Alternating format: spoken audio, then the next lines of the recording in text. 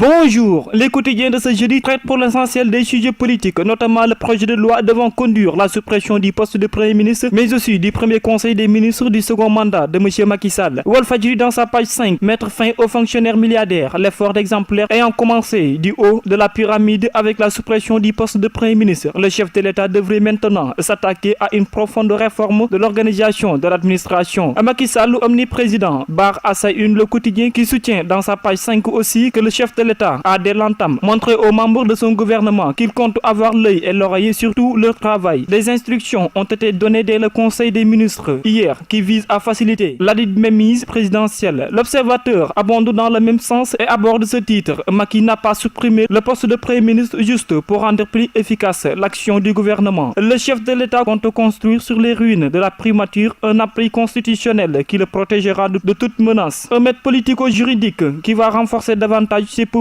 Sud Quotidien aborde cette actualité sous un autre angle et s'interroge sur la voie que va emprunter le président de la République pour supprimer le poste de Premier ministre et arbore cette titraille. Suppression du poste de Premier ministre, référendum ou Assemblée nationale. Macky prend sa voix. Le journal donne la parole au docteur en sciences politiques Maurice Souniek-Dione qui estime que le président Sall risque d'être otage de ses propres manipulations. Sous le titre, Macky lance la machine. Enquête revient sur le premier conseil des ministres du second mandat de M. Macky Sall. À ce propos, le journal souligne qu'après avoir décliné lors de sa prestation de serment sa ferme volonté d'inscrire dorénavant toutes les actions de l'État en mode fast-track, le président de la République passe à l'acte. Revenant sur ce qu'il qualifie de réunion de prise de contact, l'AS informe que le chef de l'État a fixé le cap insistant à demander au ministre d'incarner la République et de ne pas être arrogant. Selon le journal, hier en réunion, Macky a armé ses ministres en leur indiquant le tempo et le rythme de l'exécution des tâches durant son quinquennat en cours. Toujours au Conseil des ministres, Vox Populi écrit de son côté, Macky fixe le cap. Le chef de l'État rappelle au gouvernement les priorités et initiatives majeures et demande de mieux maîtriser la communication gouvernementale, cultiver la confidentialité, la proximité et le sens d'écoute envers les populations, demande le président Macky Sall. Le quotidien national Le Soleil, quant à lui, consacre sa une au décret 2019-769 portant sur la répartition des services et donne quelques enseignements majeurs qu'on peut fixer de décret de justice. Les Échos titrent en même temps sur les décisions de Macky Sall qui avertit ses ministres. Dakar Times consacre sa une aux défenses subites et surprenantes de certains Sénégalais. Sid Lamine Niasse, Ndiaye Lo Ndiaye, Cheikh Abdou Karim Samba, Ahmed Bachir Kounta, Mariam Siba Diop, Maître Maïjak Ndiaye, Sidat Fall alias Pakoti et notamment la mort de Momar Séné Ndiaye hier. Terminons au sport que sunu lamb pour éviter toute infiltration. Eumeu Sène ferme ses portes à Modou Lo. Pape Thialis qui met fin au débat et renvoie chez Max Mbergane. Le quotidien Stade affiche les quarts de finale aller Barça et Juve en ballottage favorable après la victoire de l'un sur United hier à Manchester et le match nul de l'autre à Ajax Amsterdam avec un retour gagnant de Cristiano Ronaldo. À vos journaux et très bonne lecture à toutes